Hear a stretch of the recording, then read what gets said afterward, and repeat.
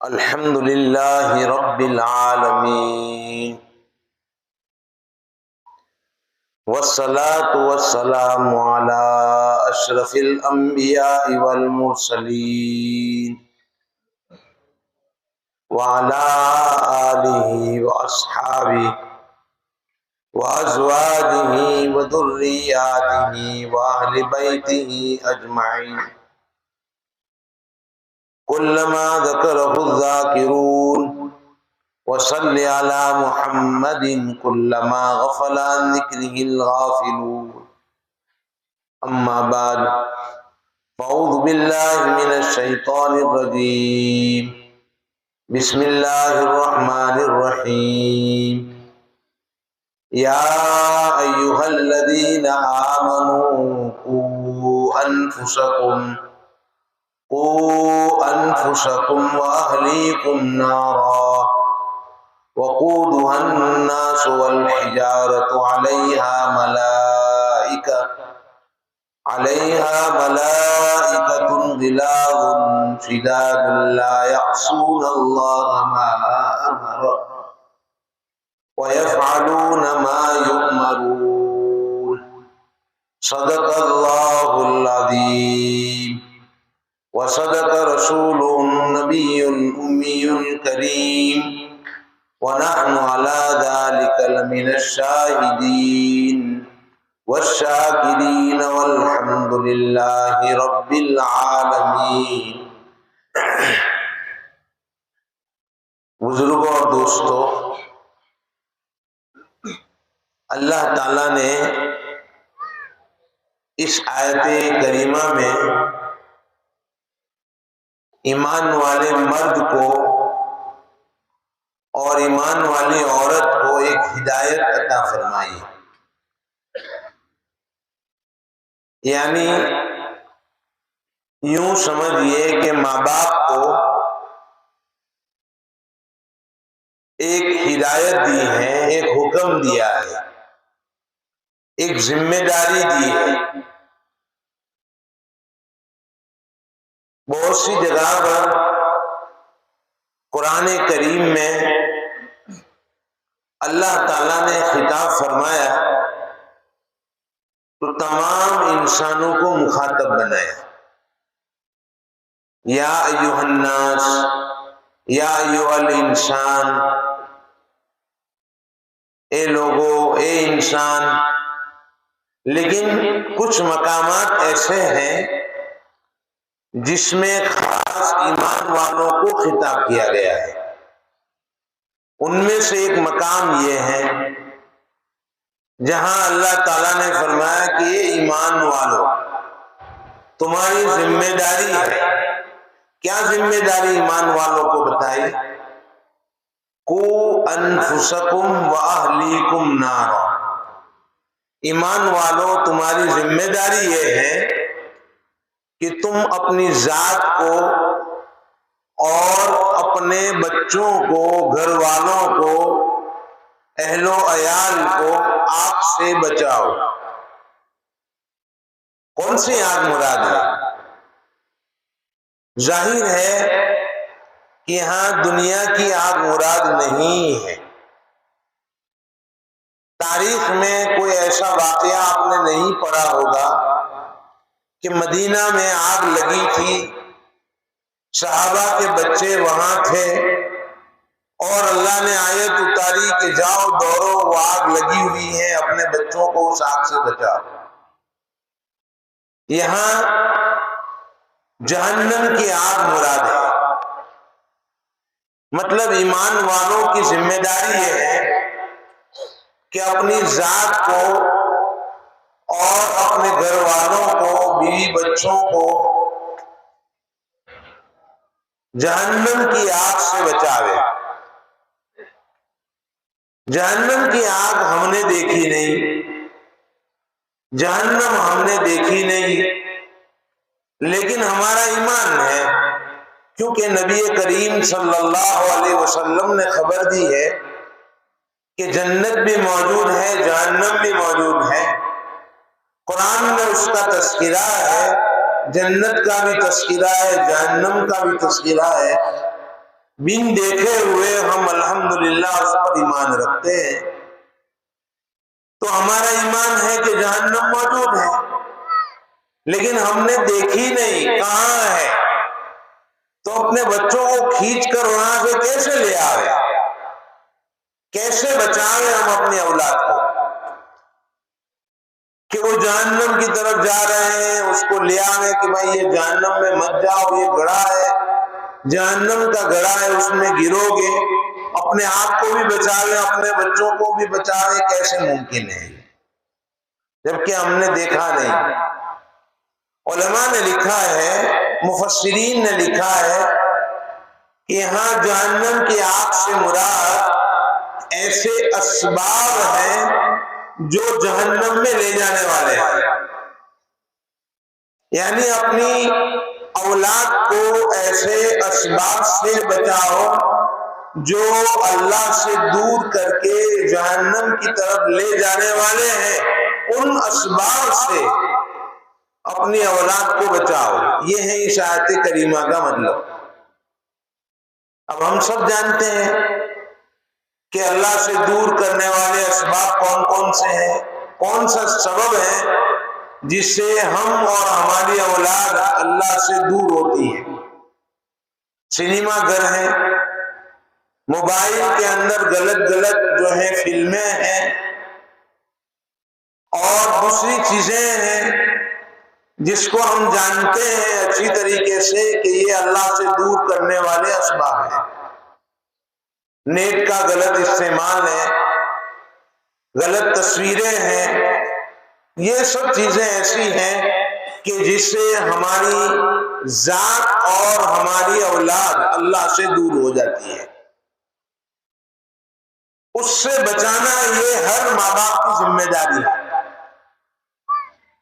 جس وقت یہ آیت کریمہ نازل ہوئی اس وقت صحابہ کرام موجود تھے۔ سب سے پہلے مخاطب اس آیت کریمہ کے صحابہ کرام ہیں، تو صحابہ کرام کو مخاطب بنایا گیا، صحابہ سے کہا گیا، ان کو جھنجھوڑا گیا، ان کو ذمہ داری دی گئی صحابہ اور صحابیات کو کہ اپنے گھر والوں کو، اپنی اولاد کو جہنم کے اسباب سے بچاؤ۔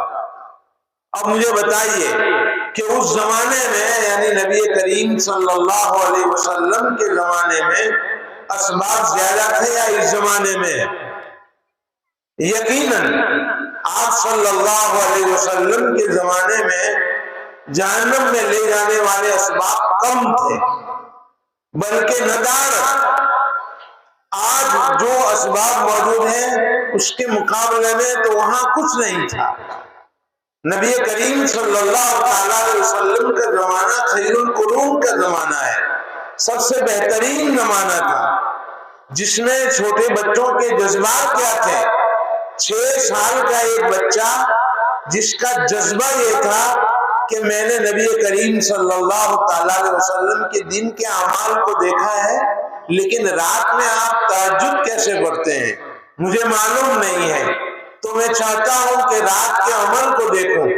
تو حضرت میمونہ رضی اللہ تعالیٰ عنہ کے گھر مہمان بن کر گئے، جو ان کی خالہ تھی اس بچے کی، حضرت میمونہ رضی اللہ تعالیٰ عنہ کے گھر مہمان بنے۔ آپ صلی اللہ تعالیٰ علیہ وسلم نے اپنے بستر کی چوڑائی میں جہاں تکیہ رکھتے ہیں وہاں ان کو سلایا۔ جب نبی کریم صلی اللہ تعالیٰ علیہ وسلم رات کو اٹھے ہیں تہجد کے لیے، وہ ایک 6 سال کا چھوٹا سا بچہ اٹھتا ہے اور آپ صلی اللہ تعالیٰ علیہ وسلم کو دیکھتا ہے کہ آپ نے کیسے مسواک فرمائی، آپ نے کیسے وضو فرمایا، تو آپ صلی اللہ تعالیٰ علیہ وسلم کا وہ عمل اور آپ کی تہجد امت تک نقل کر کے دی، جس بخاری شریف میں، ابو داؤد شریف میں اور دوسری کتابوں میں ان کی روایت موجود ہے۔ اس بچے کا نام حضرت عبداللہ بن عباس رضی اللہ تعالیٰ عنہما ہے، جن کی عمر اس وقت 6 سال تھی، اور وہ نبی کریم صلی اللہ تعالیٰ علیہ وسلم کی نماز دیکھ رہے ہیں، وہ آپ کی تہجد دیکھ رہے ہیں، کتنی رکعت نماز پڑھی، اور وہ امت تک نقل کر رہے ہیں جبکہ ان کی عمر 6 سال کی ہے۔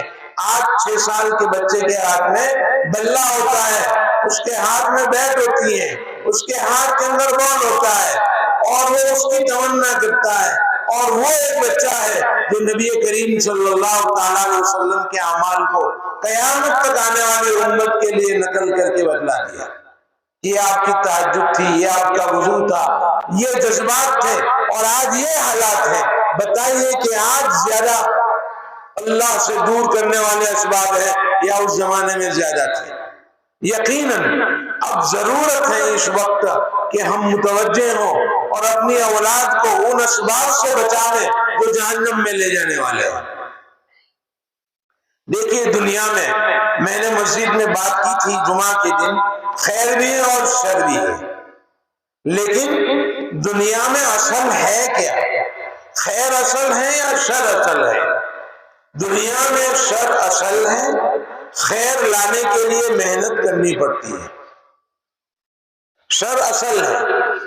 آپ ایک گھر ہے آپ کا، جیسے کہ ابھی اعلان ہو رہا تھا کہ بھئی پتلے اوپر کا ٹین خراب ہو گیا ہے، پترے خراب ہو گئے ہیں، اگر اس کی دیکھ بھال نہیں کرو گے، چھوڑ دو گے، تو خود بخود یہ مکان گر جائے گا۔ اس کو خراب کرنے کے لیے، ویران کرنے کے لیے کوئی کوشش کرنے کی ضرورت نہیں ہے، اس کو اپنے حال پر چھوڑ دو، مینٹیننس نہ کرو، اس کی دیکھ بھال نہ کرو، تو خود بخود وہ مکان خراب ہو جائے گا، گر جائے گا۔ ایک باغ ہو تو باغ کی خوبی یہ ہے کہ شاداب نظر آوے، ہرا بھرا نظر آوے، اس کے لیے آپ کو مالی رکھنا پڑے گا اور ایک حالی رکھنا پڑے گا جو اس کی دیکھ بھال کرے، خرچہ کرے، اس پر محنت کرے مالی، تب جا کے ہرا بھرا شاداب نظر آئے گا۔ اس کو ویران کرنے کے لیے آپ کو کوئی محنت کرنے کی ضرورت نہیں ہے، اس کو اپنے حال پر چھوڑ دو گے تو خود بخود وہ ویران ہو جائے گا۔ چند دنوں کے بعد پتہ بھی نہیں چلے گا کہ اس میں یہاں پر کوئی باغ تھا یا نہیں، پتہ بھی نہیں چلے گا۔ ایسے ہی آپ کے بچے باغ کی طرح ہے، خوبصورت باغ ہے، باغ کے پودے ہیں، اس میں خوبی پیدا کرنا ہو تو آپ کو اس پر محنت کرنی پڑے گی، اس کی دیکھ بھال کرنی پڑے گی۔ ہر ماں باپ چاہتے ہیں کہ میرا بچہ کامیاب ہو، میرا بچے میں خوبیاں پیدا ہو، لیکن ہم کچھ کرتے نہیں ہیں۔ پہلے زمانے میں ماں باپ ساتھ میں کھانا کھاتے تھے، اب تو ماں الگ کھا رہی ہے، باپ الگ کھا رہا ہے، اور بچہ ویفر کھا رہا ہے، چلتے چلتے چلتے پھرتے اپنا کھانا کھا رہا ہے، کوئی دسترخوان پر ساتھ بیٹھا ہوا نہیں ہے۔ پہلے تربیت ہوتی تھی، گھروں میں تعلیم ہوتی تھی، اب وہ بھی نہ رہی۔ ماں اپنے اعتبار سے لوگوں کے اندر جو ہے غیبتیں کر رہی ہیں، باپ اپنے اعتبار سے دوستوں میں محفلوں میں بیٹھا ہوا ہے، اور بچہ اپنے اعتبار سے اپنے دوستوں کے ساتھ ہے، تو پھر ایسی تمنا کرنے سے اس میں خوبیاں پیدا نہیں ہوگی۔ کچھ محنت کرنی پڑے گی۔ جو ماں باپ اپنے بچوں کو وقت دیتے ہیں، اس کے پیچھے وقت لگاتے ہیں، اس میں خوبیاں پیدا کرنے کی کوشش کرتے ہیں، اور ایک ایک خوبی پیدا کرنے کے لیے محنت کرتے ہیں، جب جا کے یہ کچھ بنتا ہے۔ اور اگر آپ ایسے ہی اپنے حال پر چھوڑ دو گے، ماحول کے حوالے کرو گے، تو جھوٹ بولنا سیکھے گا پہلے نمبر پر، پھر دھیرے دھیرے چوری کرنا سیکھے گا، دھوکہ دینا سیکھے گا، یہ سب برائیاں اس کے اندر دھیرے دھیرے آتی جائے گی۔ میں مختصر بات کرتا ہوں۔ اب دنیا میں دونوں ماحول موجود ہیں، برائی کا ماحول بھی ہے، اچھائی کا ماحول بھی ہے، دونوں ماحول ہیں۔ ایک حدیث یاد آ گئی، عبداللہ بن مغفل رضی اللہ تعالیٰ عنہ کے بیٹے تھے، وہ دعا میں مشغول تھے۔ اب وہ بات ہے کہ بچے کی دعا سن رہا ہے پیچھے سے کہ کیا دعا مانگ رہے ہیں۔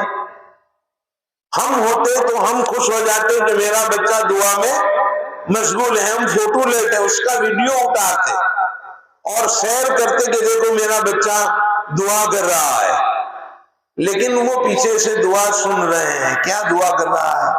وہ دعا کر رہے تھے جس کا ترجمہ یہ ہے کہ اللہ جب میں جنت میں داخل ہوں تو جنت کی داہنی جانب میں سفید محل مجھے عطا کرنا، جنت میں مجھے داخل کرنا، داہنی جانب میں سفید محل عطا کرنا، یہ دعا مانگ رہے تھے۔ کوئی بری دعا نہیں تھی، مانگ سکتے ہیں، لیکن ان کے انداز سے دیکھا کہ آگے بڑھیں گے، حد سے تجاوز کریں گے۔ تو حضرت عبداللہ ابن مغفل نے فرمایا کہ بیٹا، میں نے نبی کریم صلی اللہ تعالیٰ علیہ وسلم سے سنا ہے کہ میری امت میں ایسے لوگ آئیں گے جو دعا کرنے میں حد سے آگے بڑھیں گے اور طہارت حاصل کرنے میں یعنی وضو کرنے میں حد سے آگے بڑھیں گے۔ اس لیے تم اللہ سے جنت کا سوال کرو، جہنم سے پناہ مانگو، قیودات نہ بڑھاؤ۔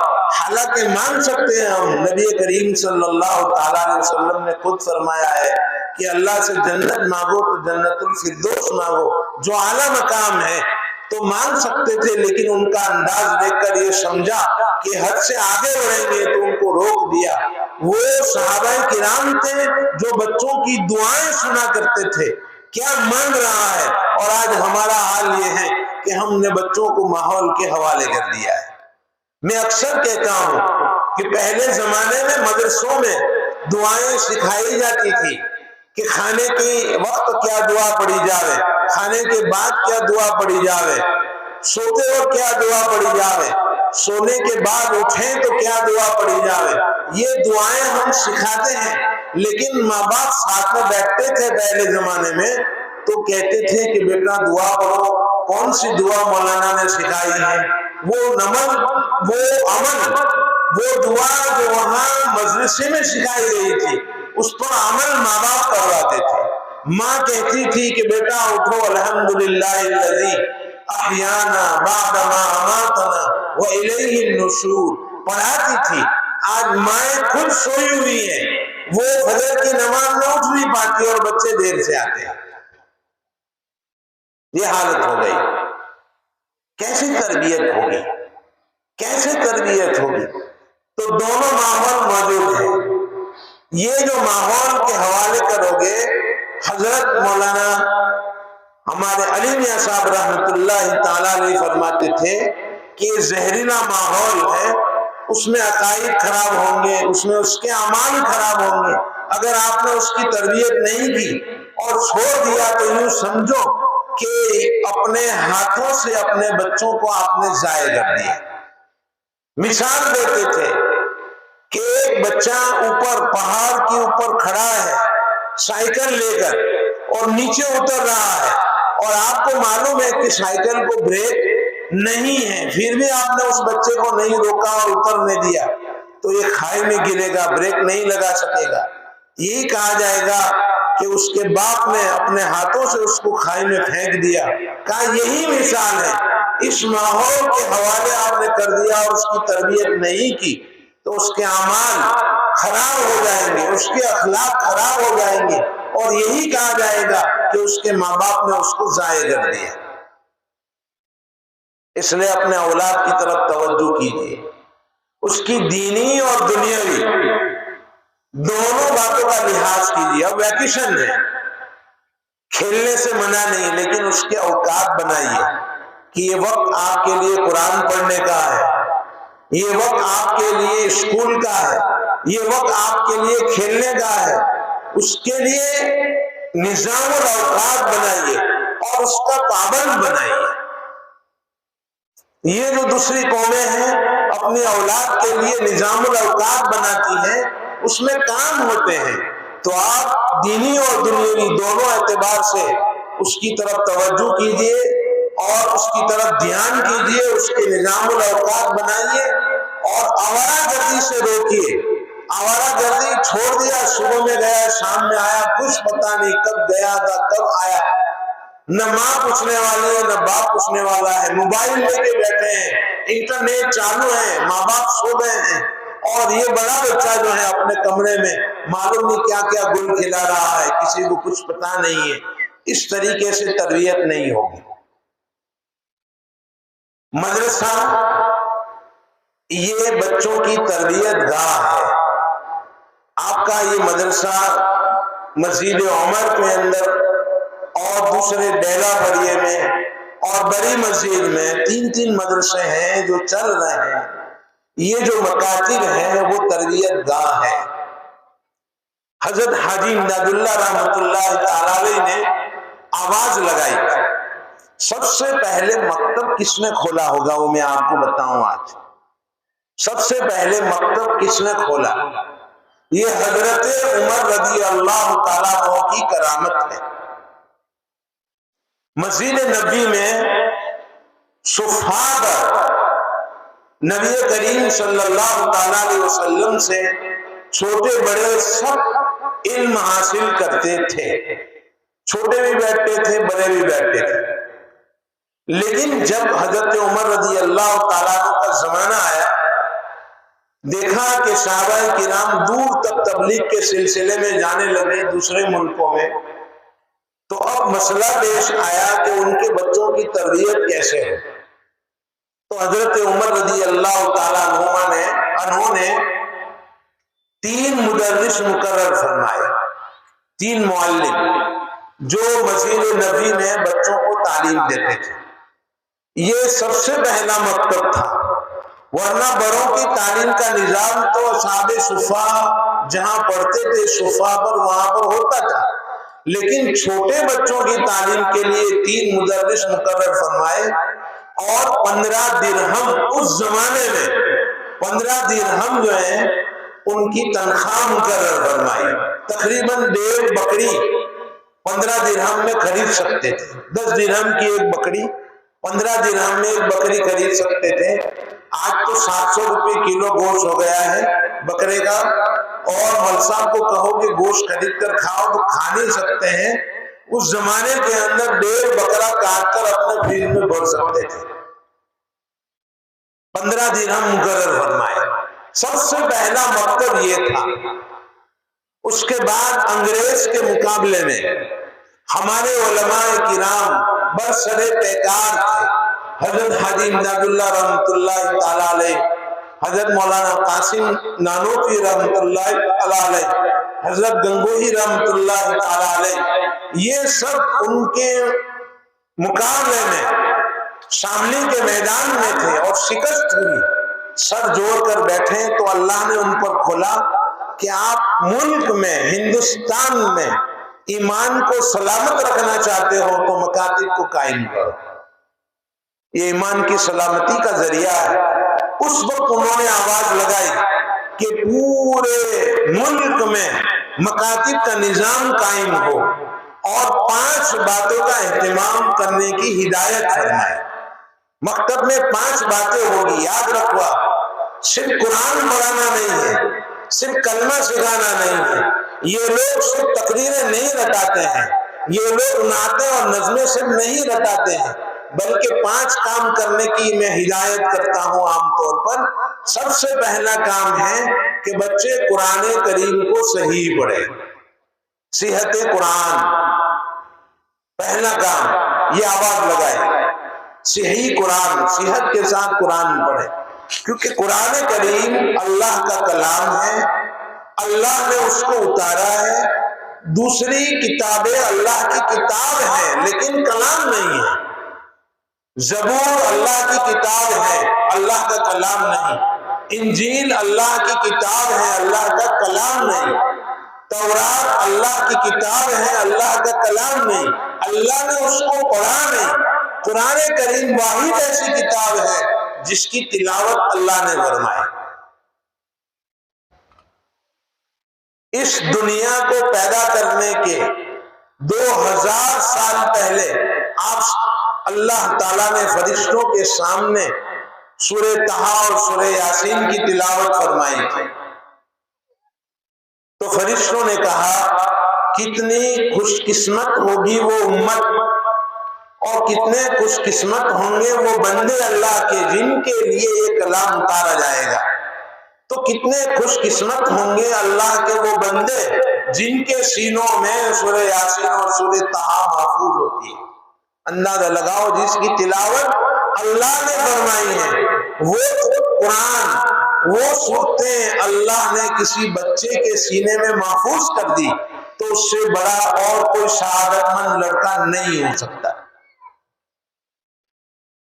تو قرآن اللہ کا کلام ہے، اللہ نے تلاوت فرمائی، جبریل نے سنا، جبریل نے تلاوت فرمائی، نبی کریم صلی اللہ علیہ وسلم نے سنا، اور نبی کریم صلی اللہ تعالی علیہ وسلم نے تلاوت فرمائی، صحابہ نے سنا۔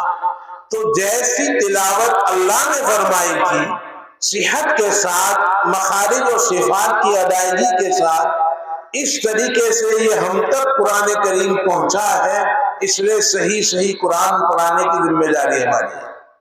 پہلا کام صحت قرآن، دوسرا کام صحیح عقائد، تیسرا کام ضروری مسائل، وضو کے مسائل، طہارت کے مسائل، اور اسی طریقے سے نماز کے مسائل، روزے کے مسائل، قربانی کے مسائل، زکوٰۃ کے مسائل۔ ہم نے یہ سب اپنے زمانے میں مکتب کے اندر اپنے اساتذہ سے پڑھا ہے، تو ان مسائل کو پڑھانا ضروری مسائل۔ نمبر 3، نمبر 4 سیرت پاک، یعنی نبی کریم صلی اللہ تعالی علیہ وسلم کی مکی زندگی، آپ صلی اللہ تعالی علیہ وسلم کی مدنی زندگی، اور صحابہ کرام میں سے کم از کم ہم عشرہ مبشرہ اور خلفائے راشدین کے حالات بچوں کو پڑھاویں۔ یہ چوتھا کام ہو گیا۔ پانچواں کام اخلاق، یہ سکھانا ہے۔ اخلاق، ہم معاشرے میں رہتے ہیں تو گھر میں کیسے رہیں، ماں باپ کے ساتھ کیسا سلوک کریں، بھائی بہنوں کے ساتھ کیسا سلوک کریں، اور جو ہے معاشرے میں رہتے ہیں تو محلے میں بڑوں کے آداب کیسے ہم ان کا ادب کریں، یہ سب اخلاق بھی سکھانے ہیں۔ ان چاروں کام پر مشتمل مختصر سی کتاب ہم نے لکھی ہے تعلیم الدین، جس میں عقائد بھی ہیں، ضروری مسائل بھی ہیں، سیرت پاک بھی ہیں، اخلاق بھی ہیں، اور نبی کریم صلی اللہ تعالی علیہ وسلم کی سیرت پوری ہونے کے بعد عشرہ مبشرہ اور خلفائے راشدین کی سیرت بھی اس میں ذکر کی ہے۔ تو یہ تعلیم الدین ہے۔ کنٹاریہ سے تعلیم الاسلام چھپی ہوئی ہے، کچھ حصے اس کے ہیں، ہمارے 5 حصے ہیں، چھوٹے چھوٹے حصے ہیں جس کو ہم آسانی سے پڑھا سکتے ہیں۔ تو یہ 5 کام کر رہے ہیں، اور اس وقت ضرورت ہے محفوظات، چند چیزیں بچوں کو یاد کرانی ہے زبانی، جیسے کہ صورتیں ہیں، 5-7 کلمے ہیں، کچھ دعائیں ہیں، اور کچھ احادیث ہیں، کلمات اسلام کے ساتھ وظائف نماز ہے۔ یہ سب چیزیں ان کو محفوظ کرانی ہیں۔ تو ہمارے اکابرین جو اس زمانے کے ہیں وہ 6 چیزیں بتلاتے ہیں، پہلے 5 بتائی جاتی تھی، اب ہمارے مکتب کے بھی 6 کام ہو گئے۔ تو یہ 6 کام ان مکتب میں ہوتے ہیں، ہم یہ سمجھتے ہیں کہ یہ کیا کرتے ہیں، بس کچھ دعائیں یاد کرواتے ہوں گے، کچھ یہ تقریریں یاد کرواتے ہوں گے، نہیں۔ الحمدللہ صحت قرآن کے ساتھ یہ 6 کام اس مکتب میں دوسرے مکاتب میں کرنے کی کوشش کی جاتی ہے۔ اس لیے اس کو غنیمت سمجھو، محبت کی نگاہ سے دیکھو، اور اپنے بچوں کو جلدی بھیجو، وقت پر بھیجنے کی کوشش کرو۔ شاید انعامات تقسیم ہوئے ہوں گے تو اس انعامات میں برتن دیے گئے ہوں گے، برتن ہی دیے ہیں تو برتن دیے گئے ہوں گے۔ اب ان چھوٹے بچوں کو ان برتن کی کیا ضرورت ہے؟ دراصل یہ ماں بہنوں کو دیا گیا ہے جو کچن کے کام آتے ہیں، کیونکہ وہی دراصل بچوں کو تیار کر کے جلدی بھیجتی ہیں۔ تو انعام یہ سمجھو کہ ماں بہنوں کے لیے ہے، ان کے لیے انعام ہے۔ آپ کوشش کیجئے کہ ہمارا بچہ غیر حاضر نہ رہے، اور مدرسے کے اندر پوری اس کی حاضری ہو، اور مرد حضرات اس کو محبت کی نگاہ سے دیکھیں، علماء کرام کو محبت کی نگاہ سے دیکھیں۔ حضرت مولانا عبداللہ صاحب رئیس فلاح دارین رحمت اللہ تعالی علیہ فرمایا کرتے تھے، جو مکتب اور مدرسہ کو محبت کی نگاہ سے دیکھے گا، اللہ تعالیٰ اس کی نسلوں کے اندر علماء اور مبلغین پیدا فرمائیں گے۔ تو آپ ان علماء کو محبت کی نگاہ سے دیکھو، اور مکتب کو محبت کی نگاہ سے دیکھو، یہ انعام ہے۔ اور اللہ کا شکر ادا کرو کہ یہاں پر بچوں کی تعلیم ہوتی ہے، ورنہ ایسے مقامات ہم نے دیکھے ہیں جہاں پر مکتب کا نظام نہیں ہے، وہاں بچوں کا حال بہت برا ہے۔ اور یہ بھی کہ ہمارے ان علاقوں میں ہمارا یہ جو معاشرہ ہے ان میں الحمدللہ مدارس کے ساتھ اپنی اسکولیں قائم ہیں، اس کو بھی نعمت سمجھو۔ جس مقام پر ہماری اسکولیں نہیں ہیں ان کے حالات بدتر سے بدتر ہیں، تو ان کو نعمت سمجھ کر اور جو ہے اچھا سمجھ کر اپنی اولاد کی تربیت کی فکر کرو اور اس میں ڈالو اور اس کو نعمت سمجھو، شکریہ ادا کرو کہ اللہ کا بہت بڑا احسان ہوا کہ وقت سے پہلے ہمارے لیے اللہ نے اس کا انتظام فرمایا، اچھی تعلیم کا، دنیاوی تعلیم کا، دینی تعلیم کا دونوں نظام موجود ہے۔ ابھی ہمارا بلسار جانا ہوا تھا، پورے بلسار علاقے میں اسکول کا نظام نہ ہونے کی وجہ سے، یا مسلمانوں کی اسکولیں موجود ہیں لیکن صبح کی ہیں، صبح 1 بجے چھٹی ہوتی ہے، 2 بجے ٹیوشن ہوتا ہے، شام کو عصر سے مغرب تک کا وقت ملتا ہے جس میں مکتب چلتا ہے۔ اب آپ بتائیے کہ 1 گھنٹہ اور ٹھنڈی کے موسم میں 30 منٹ یا 35 منٹ زیادہ سے زیادہ ملتی ہے، اس میں مکتب کا نظام ہے اور 6 کام کرنے ہیں، کیسے نظام قابو میں آ سکتا ہے؟ نہیں آ سکتا۔ اس لیے وہاں کی اولاد کی تربیت نہیں ہو پا رہی ہے، حالات بدتر ہیں، لڑکیوں کے حالات بدتر ہیں جو ارتداد کی طرف جا رہے ہیں۔ اللہ کا احسان ہے کہ ہمارے یہاں یہ دونوں نظام موجود ہیں، آپ اس کی قدر کیجئے۔ اللہ تعالی ہم تمام کو اس کی قدر کرنے کی توفیق نصیب فرمائے، اس ادارے کو بھی قبول فرمائے، اور گاؤں میں جتنے مکتب چل رہے ہیں ان تمام کو اللہ تعالیٰ قبول فرمائے، اس میں پڑھنے والے طلباء کی اللہ تعالیٰ اپنی شان ربوبیت سے تربیت فرمائے۔ اور جو ہے ماشاءاللہ بہت اچھا پروگرام آپ نے دیکھا، تعلیم بھی ماشاءاللہ اچھی ہو رہی ہے اور زیادہ ترقی کرنے کی کوشش کرنی چاہیے۔ تعلیم ایسا ہے کہ وہ ایک جگہ پر بس نہیں، بلکہ اچھے سے اچھا ماحول، اچھی سے اچھی تعلیم اساتذہ کو لانے کی محنت کرنی چاہیے۔ انشاءاللہ اس کی طرف توجہ دلائیں گے، کوشش کریں گے تاکہ اچھی تعلیم ہو۔ اور آئندہ سال جو آپ کے سامنے یہ پروگرام پیش کیا جائے تو میں امید کرتا ہوں کہ ان بچوں کی تعلیم کے نمونے بھی پیش کریں۔ تقریر تو سکھائی جاتی ہے صرف جلسے کے لیے، نعت سکھائی جاتی ہے جلسے کے لیے، لیکن پڑھایا کیسے جاتا ہے؟ تو پڑھانے کے نمونے پیش کیے جائیں امت کے سامنے، تاکہ اہمیت آئے کہ ہاں ہمارے علماء اس طرح کا پروگرام، اس طرح کی محنت اپنے مکتب کے اندر کرتے ہیں۔ تو آئندہ سال انشاءاللہ یہ بھی پیش کریں گے۔ اللہ تعالی ہمارے بیٹھنے کو قبول فرمائے۔ وآخر دعوانا الحمدللہ رب العالمین۔ دعا کریں۔ بسم اللہ الرحمن الرحیم۔ لک الحمد کلو ولک الشکر کلو والیک یرجع الامر کلو۔ جزا اللہ عنا نبینا محمد صلی اللہ علیہ وسلم بما هو اہلہ۔ رب اغفر وارحم وانت خیر الراحمین۔ ربنا اغفر لنا ذنوبنا وکفر عنا سیئاتنا وتوفنا مع الابرار۔ ربنا وآتنا ما وعدتنا على رسلك ولا تخزنا يوم القيامة إنك لا تخلف الميعاد۔ اللهم إنا نسألك الهدى والتقى والعفاف والغنى، اللهم وفقنا لما تحب وترضى واجعل آخرتنا خيرا من الأولى۔ اللهم حبب إلينا الإيمان وزينه في قلوبنا وكره إلينا الكفر والفسوق والعصيان واجعلنا من الراشدين۔ یا اللہ ہم سب گنہگار ہیں، خطا کار ہیں، سیاہ کار ہیں، مجرم ہیں، آپ کے الہ العالمین گندے بندے ہیں، لیکن الہ العالمین آپ کے بندے ہیں۔ محض اپنے فضل سے ہم پر رحم فرما، ہماری خطاؤں کو معاف فرما، عفو کا، کرم کا، درگزر کا معاملہ فرما۔ یا اللہ ہم سب کو معاف فرما دے۔ یا اللہ جب ایک بچہ پاخانے میں لطپت ہو جاتا ہے اور جو ہے وہ نجاست میں ملوث ہو جاتا ہے تو اس کی ماں اسے پاک صاف کرتی ہے اور اسے دھوتی ہے اور اسے پاؤڈر لگاتی ہے، اپنے سینے سے ملا لیتی ہے۔ یا اللہ تو ماؤں سے زیادہ رحیم اور شفیق ہے، ہم تیرے بندے ہیں، چھوٹے بچوں کی طرح ہیں، ہم نجاست میں ملوث ہو گئے ہیں، گناہوں کی نجاست میں ملوث ہو گئے ہیں، گندے ہو گئے ہیں۔ اے اللہ ہمیں پاک کر دے اور اپنی قرب عطا فرما دے، تقوی کا پاؤڈر ہمیں لگا لے، متقین میں ہمیں شامل فرما لے۔ یا اللہ اس مدرسے کو قبول فرما، اس کی ضروریات کو قبول فرما، جتنے مکاتب اس گاؤں میں چل رہے ہیں سب کو قبول فرما، دنیا میں جتنے مکاتب چل رہے ہیں ان سب کو قبول فرما، ہمارے کام کو قبول فرما، ہمیں تقویت نصیب فرما۔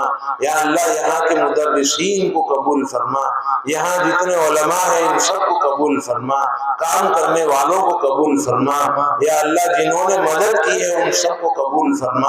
اے الہ العالمین جو ہماری ضروریات ہے اپنے خزانے غیب سے پورا فرما، آنے والے ماں بہنوں کو قبول فرما۔ اے اللہ ان کی ضروریات کو قبول اپنے خزانے غیب سے پورا فرما۔ یا اللہ ان سب کی مغفرت فرما، ہم سب کی مغفرت فرما۔ یا اللہ سب کو اپنی اولاد کی طرف توجہ کرنے کی توفیق نصیب فرما، ہماری اولاد کی اپنے شان ربوبیت سے تربیت فرما، اور اے اللہ ہمارے جو ذہن و وہم و گمان میں بھی نہ ہو ایسی تربیت فرما۔ یا اللہ ان کو صالحین میں شامل فرما۔ یا اللہ عالم بعمل بنا، حافظ قرآن بنا۔ یا اللہ ان کی بہترین تربیت فرما، ہماری نسلوں کے ایمان کی حفاظت فرما، ملک میں امن قائم فرما۔ یا اللہ فتنہ فساد سے اس ملک کی حفاظت فرما۔ یا اللہ ہماری اسکولوں کو، ہماری تعلیم گاہوں کو، ہمارے مدرسوں کو سب کو قبول فرما کر یا اللہ اس کی ضروریات کو اپنے خزانے سے پورا فرما کر ہماری نصرت اور مدد فرما۔ یا اللہ ہماری دعاؤں کو، ہمارے اس جلسے کو قبول فرما، ہماری دعاؤں کو نبی کریم صلی اللہ تعالی علیہ وسلم کے صدقے میں قبول فرما۔ یا اللہ اس بستی پر اپنی خصوصی رحمتیں نازل فرما۔ اللہم انا نسألک من خیر ما سألک منہ نبیک و حبیبک محمد صلی اللہ علیہ وسلم، ونعوذ بک من شر مستعاذک منہ نبیک و حبیبک محمد صلی اللہ علیہ وسلم، انت المستعان علیک البلاغ، لا حول ولا قوة الا باللہ العلی العظیم۔ سبحان ربک رب العزت عما یصفون وسلام علی المرسلین والحمد للہ رب العالمین۔